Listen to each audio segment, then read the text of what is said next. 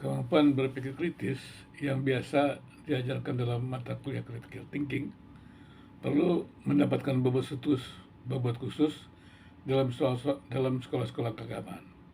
Kemampuan berpikir kritis ini penting untuk menempatkan absolutisme relatif agama-agama dalam diskusi perjumpaan agama-agama yang kerap menimbulkan konflik. Salah satu persoalan yang kerap menimbulkan perdebatan, bahkan tidak jarang menimbulkan konflik, adalah klaim agama-agama tertentu atau agama yang absolut dan berasal dari Tuhan. Mereka mengklaim keyakinan mereka adalah absolut, berasal dari Tuhan. Padahal itu adalah sebuah keyakinan.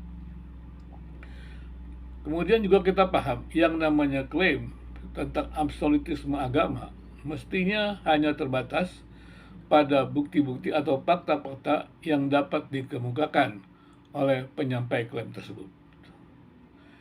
Karena itu kita paham klaim dapat dikatakan benar sebatas apabila klaim itu memiliki data, fakta, atau argumentasi-argumentasi yang memiliki koherensi terhadap klaim, atau klaim itu mendapatkan dukungan dari data-data yang memadai. Tetapi kebenaran klaim itu hanya sebatas dengan data-data atau argumentasi yang ditetapkan atau yang didapatkan seseorang. Pada kondisi ini, kita perlu sekali melihat bahwa kalau kita memiliki kemampuan berpikir kritis, maka ketika kita diskusi tentang agama-agama, maka kita akan berhati-hati.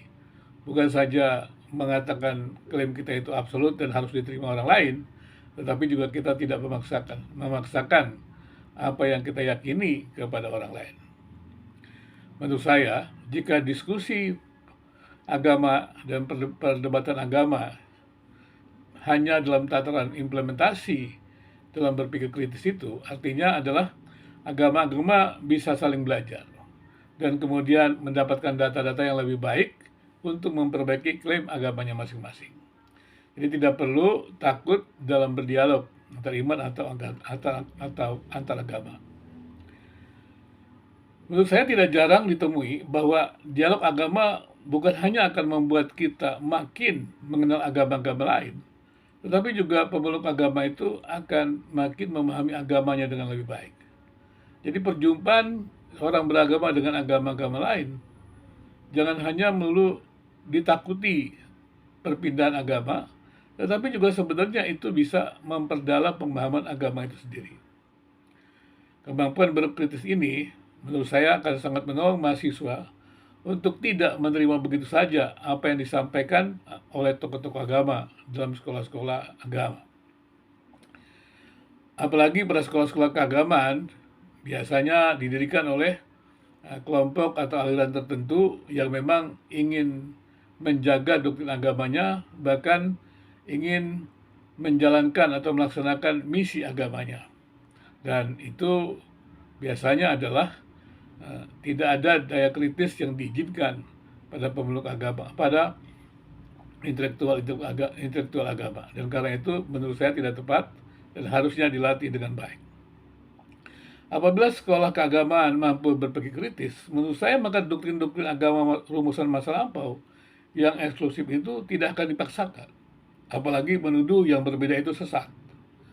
Bukankah mereka bisa saling belajar untuk mengembangkan doktrin agama yang lebih baik?